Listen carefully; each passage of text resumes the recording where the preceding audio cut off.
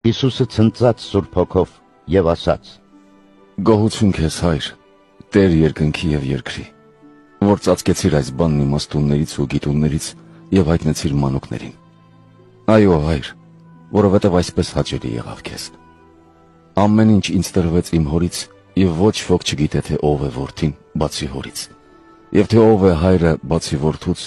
եւ նա ում կկամենա որդին հայտնել։ Եվ դառնալով աշակերտներին առանձին ասաց. Երանի այն աչքերին, որ կտեսնեն այն, ինչ դուք եք տեսնում։